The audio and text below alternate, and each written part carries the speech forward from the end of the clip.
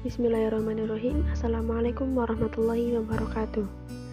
Pada kesempatan kali ini, kelompok kami, Yuda Rifki Pratama dengan NIM 17140027 dan Zian Fadila dengan NIM 17140078 akan mempresentasikan materi dengan berjudul Perjuangan dalam Merebut Kemerdekaan Indonesia. Pada materi kali ini terdapat 3 topik pembahasan. Yang pertama, persiapan perumusan naskah proklamasi. Yang kedua, perumusan dasar negara yaitu Pancasila. Dan ketiga, tokoh-tokoh dalam persiapan kemerdekaan. Pada topik persiapan perumusan naskah proklamasi, kita akan membahas perbedaan pendapat antara golongan tua dan golongan muda, juga peristiwa Rengas Dengklok. Akibat menyerahnya Jepang kepada sekutu di Indonesia terjadi vacuum of power, artinya tidak ada pemerintahan yang berkuasa. Nah, kekosongan ini dimanfaatkan sebaik-baiknya oleh bangsa Indonesia untuk memproklamasikan kemerdekaannya. Setelah mengetahui Jepang menyerah kepada sekutu, para pemuda menemui Bung Karno dan Bung Hatta di Jalan Pegangsaan Timur nomor 56 Jakarta. Dalam pertemuan ini, Sultan Syahrir sebagai juru bicara para pemuda meminta agar Bung Karno dan Bung Hatta segera memproklamasikan kemerdekaan Indonesia pada saat itu juga, lepas dari campur tangan Jepang. Namun Bung Karno tidak menyetujui usul para pemuda karena proklamasi kemerdekaan perlu dibicarakan terlebih dahulu dalam rapat PPKI. Alasannya, badan inilah yang bertugas mempersiapkan kemerdekaan Indonesia.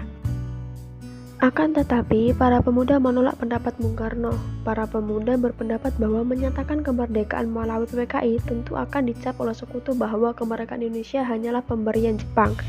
Para pemuda tidak menginginkan kemerdekaan Indonesia dianggap sebagai hadiah dari Jepang. Dengan demikian, usaha para pemuda dengan juru bicara Sultan Syahrir untuk membujuk Insinyur Soekarno agar segera memproklamasikan kemerdekaan Indonesia mengalami kegagalan. Karena belum berhasil membujuk Bung Karno, maka pada tanggal 15 Agustus 1945 pukul 22 waktu Indonesia Barat, para pemuda kembali mengadakan rapat di Lembaga Bakteriologi di Jalan Pegangsaan Timur dengan dipimpin oleh Khairul Saleh. Keputusan rapat mengajukan tuntutan radikal yang menegaskan bahwa kemerdekaan Indonesia adalah hak dan persoalan rakyat Indonesia sendiri dan tidak dapat digantungkan pada orang lain dan kerajaan lain. Segala ikatan dan hubungan dengan janji kemerdekaan dari Jepang harus diputuskan. Sebaliknya, diharapkan diadakan suatu perundingan dengan Insinyur Soekarno dan Muhammad Hatta agar segera menyatakan proklamasi. Hasil keputusan rapat disampaikan kepada Bung Karno dan Bung Hatta pada pukul 10 waktu Indonesia Barat oleh Darwis dan Wikana. Wikana menghendaki agar proklamasi kemerdekaan Indonesia dinyatakan oleh Bung Karno pada keesokan harinya tanggal 16 Agustus 1945. Mereka mengancam akan terjadi pertumpahan darah bila keinginan itu tidak dilaksanakan. Mendengar ancaman itu, Bung Karno marah. Bung Karno sebagai ketua PPKI tidak dapat melepaskan tanggung jawabnya, sehingga bersikeras ingin membicarakan terlebih dahulu dengan anggota PPKI lainnya. Suasana tegang antara Darwis dan Wikana dengan Bung Karno disaksikan oleh para tokoh nasionalis golongan tua seperti Muhammad Hatta, Iwa Kusuma Sumantri, Buntaran, Samsi, dan Ahmad Subarjo. Para pemuda pejuang termasuk Khairul Saleh, Sukami, dan Wikana yang konon kabarnya terbakar gelar heroismenya setelah berdiskusi dengan Ibrahim yang memiliki gelar Datuk Tan Malaka yang tergabung dalam gerakan bawah tanah kehilangan kesabaran, dan pada dini hari tanggal 16 Agustus 1945 bersama Sodan Kosinggi, salah seorang anggota PETA dan pemuda lain, mereka membawa Soekarno bersama Fatmawati dan Guntur yang baru berusia 9 bulan dan Muhammad Hatta ke Rengas Dengklok yang kemudian terkenal dengan peristiwa Rengas Dengklok. Insinyur Soekarno dan Muhammad Hatta ditempatkan di markas PETA pimpinan Sudarko-Subeno. Tujuannya adalah agar Insinyur Soekarno dan Dr. Muhammad Hatta tidak terpengaruh oleh Jepang. Di sini, mereka kembali meyakinkan Soekarno bahwa Jepang telah menyerah dan para pejuang telah siap untuk melawan Jepang, apapun resikonya. Di Jakarta, golongan muda Wikana dan golongan tua yaitu Mr. Ahmad Subarjo melakukan perundingan. Mr. Ahmad Subarjo menyetujui untuk memproklamasikan kemerdekaan Indonesia di Jakarta. Maka, diutuslah Yusuf Kunto untuk mengantar Ahmad Subarjo ke Rengas Dengklok. Rombongan tiba di Rengas Dengklok pukul 17.30 waktu Indonesia Barat. Setelah melalui dialog di antara dua kelompok muda dan tua, dan dengan jaminan Ahmad Subarjo akhirnya dicapai kesepakatan, yaitu yang pertama, Soekarno dan Muhammad Hatta diperbolehkan kembali ke Jakarta, dan yang kedua, proklamasi kemerdekaan akan dilaksanakan di Jakarta selambat-lambatnya pukul 12 siang keesokan harinya, yaitu pada tanggal 17 Agustus 1945. Pada topik kedua, yaitu perumusan dasar negara atau Pancasila, kita akan membahas pembentukan Badan Penyelidik Usaha-Usaha Persiapan Kemerdekaan Indonesia atau BPUPKI, rumusan dasar negara menurut 3 tokoh, dan masa persidangan kedua pada tanggal 10 hingga 16 Juli 1945. Semua berawal dari pemberian janji kemerdekaan oleh Perdana Menteri Jepang saat itu, Kuniaki Koiso, untuk Indonesia pada tanggal 7 September 1944. Pemerintahan Jepang lalu mendirikan BPUPKI atau Badan Penyelidik Usaha-Usaha Persiapan Kemerdekaan Indonesia pada tanggal 1 Maret 1945 dengan tujuan untuk mempelajari hal-hal yang berkaitan dengan tata pemerintahan Indonesia merdeka. BPUPKI diketuai oleh Dr. Kanjeng Raden Tumenggung Rajiman Wedioningrat.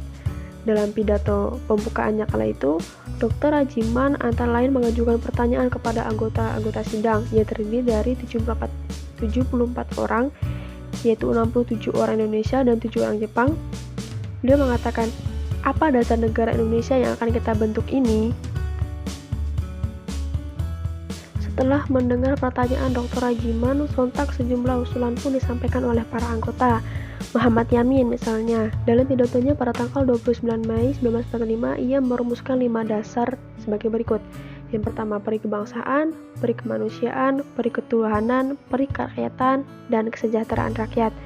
Dia menyatakan bahwa kelima sila yang dirumuskan itu berakar pada sejarah, peradaban, agama, dan hidup ketatanegaraan yang telah lama berkembang di Indonesia. Lalu usulan kedua datang dari Dr. Supomo. Pendapat terkait rumusan dasar negara dari Dr. Supomo diungkapkan dalam pidatonya pada sidang BPUPKI pada tanggal 31 Mei 1945. Dr. Supomo mengusulkan dasar negara dengan isi sebagai berikut. Yang pertama, kesatuan, kekeluargaan, keseimbangan lahir dan batin, musyawarah, dan keadilan sosial. Dan usulan terakhir datang dari Soekarno. Pada tanggal 1 Juni 1945, Soekarno menyebut dalam pidato spontannya yang kemudian dikenal dengan judul Lahirnya Pancasila. Dasar-dasarnya adalah sebagai berikut. Yang pertama, kebangsaan Indonesia, internasionalisme atau perkemanusiaan, mufakat atau demokrasi, kesejahteraan sosial, dan ketuhanan yang Maha Esa.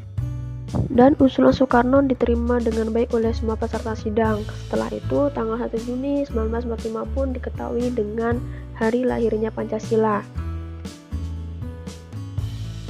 Sebelum sidang pertama berakhir, dibentuklah sebuah panitia kecil.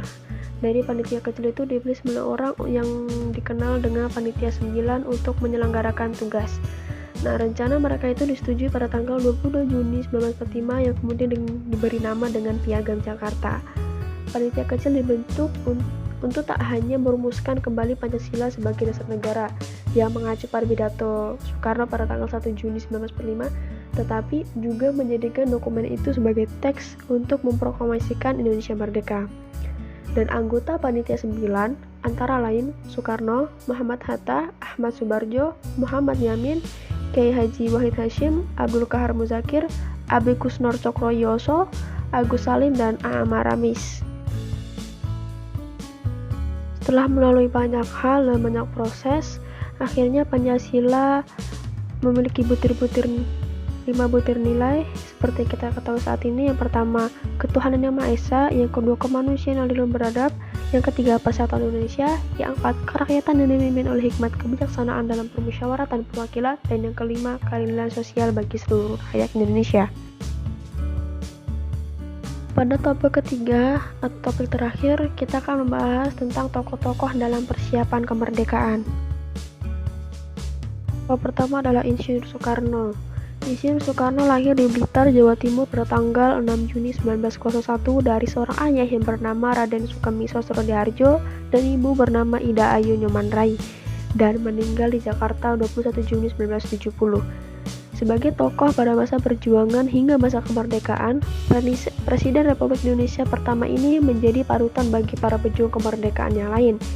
Perannya dalam proklamasi kemerdekaan meliputi penyusunan konsep teks proklamasi di rumah Laksamana Tadashi Maeda, menandatangani teks tersebut atas nama bangsa Indonesia, dan membacakannya di hadapan warga. Tokoh selanjutnya adalah Dr. Andes Muhammad Hatta. Nah, Muhammad Hatta lahir dengan nama Muhammad Attar di Fort de Kock yang sekarang dikenal dengan Bukit Tinggi, Sumatera Barat pada tanggal 12 Agustus 1902. Ia meninggal di Jakarta di usia 77 tahun, yakni pada tanggal 14 Maret 1980. Bukan saja tokoh pejuang, ia juga merupakan seorang negarawan, ekonom dan juga wakil presiden Indonesia yang pertama. Beberapa peran Bung Hatta dalam proklamasi kemerdekaan Indonesia adalah sebagai penyusun konsep teks proklamasi di rumah Laksamana Tadashi Maeda dan menandatangani teks proklamasi atas nama bangsa Indonesia bersama Bung Karno. Tokoh selanjutnya adalah Mr. Ahmad Soebardjo.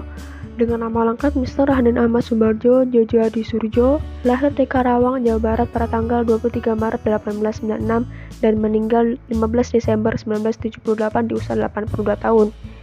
Ia adalah tokoh pejuang kemerdekaan Indonesia, diplomat, dan seorang pahlawan nasional Indonesia. Ahmad Soebardjo adalah Menteri Luar Negeri Indonesia yang pertama. Ia memiliki gelar Master in the Rechten yang diperolehnya di Universitas Leiden, Belanda tahun 1933. Peranan Mr. Ahmad Soebardjo adalah sebagai penyusun konsep teks proklamasi di rumah Laksamana Tadashi Maeda. Tokoh selanjutnya adalah Laksamana Tadashi Maeda. Laksamana Tadashi Maeda adalah seorang perwira tinggi Angkatan Laut Kekaisaran Jepang di Hindia Belanda pada masa Perang Pasifik. Ia melanggar pemerintah sekutu yang melarang para pemimpin Indonesia mempersiapkan proklamasi kemerdekaan Indonesia. Perannya dalam mempersiapkan proklamasi kemerdekaan Indonesia adalah menyediakan rumahnya untuk tempat penyusunan konsep teks proklamasi kemerdekaan Indonesia. Tokoh selanjutnya kita kenal dengan nama Soekarni. Soekarni lahir di Blitar, Jawa Timur pada tanggal 14 Juli 1916 dan wafat di Jakarta pada tanggal 7 Mei 1971. Ia memiliki nama lengkap Soekarni Kartodiwirjo, merupakan tokoh pejuang kemerdekaan Indonesia. Soekarni adalah salah seorang tokoh pemuda dan pejuang yang gigih melawan penjajah. Peran Soekarni dalam upaya memproklamasikan kemerdekaan adalah dengan mengusulkan agar yang menandatangani teks proklamasi adalah Bung Karno dan Bung Hatta atas nama bangsa Indonesia. Tokoh selanjutnya adalah Sayuti Melik. Sayuti Melik memang tidak menyusun konsep teks proklamasi, apalagi menandatangannya. Namun dengan demikian perannya tidak kalah penting. Ia adalah orang yang mengetik teks proklamasi yang dibacakan oleh Insinyur Soekarno di hadapan rakyat Indonesia. Sayuti Melik memiliki nama lengkap Muhammad Ibnu Sayuti.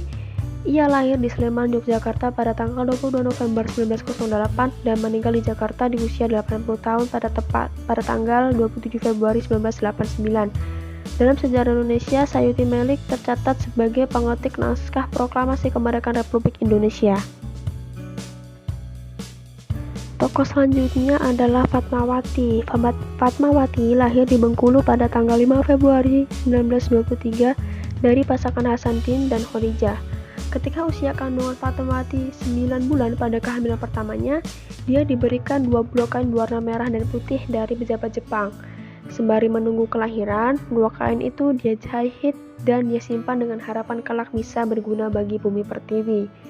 Bendera tersebut kemudian dikibarkan pada upacara proklamasi kemerdekaan Indonesia. Sekarang Fatmawati dikenal dengan orang yang menjahit bendera pusaka merah putih. Selain 7 tokoh tersebut, terdapat beberapa nama yang juga tercatat memiliki peranan yang tak kalah penting dalam proklamasi kemerdekaan Indonesia. Mereka adalah B.M. Diah yang merupakan tokoh yang berperan sebagai wartawan dalam menyiarkan kabar berita Indonesia merdeka ke seluruh penjuru tanah air. Ada Latif Hedraningrat, S. Suhud, dan Trimurti yang menjadi pengibar bendera merah putih pada acara proklamasi 17 Agustus 1945. Ada juga Franz S. Menur yang merupakan wartawan yang menjadi perekam sejarah lewat gambar-gambar hasil jepretannya pada peristiwa-peristiwa perjuangan kemerdekaan Republik Indonesia. Ada Syahrudin, seorang telegrafis pada kantor berita Jepang yang mengabarkan berita proklamasi kemerdekaan negara Indonesia ke seluruh dunia secara sembunyi-sembunyi. Ada Sumirjo, Gubernur Jakarta Raya yang mengusahakan kegiatan upacara proklamasi dan pembacaan proklamasi berjalan aman dan lancar. Mungkin cukup sekian penjelasan materi pada hari ini. Apabila ada kekurangan kami mohon maaf. Dan terima kasih, semoga bermanfaat. Wassalamualaikum warahmatullahi wabarakatuh.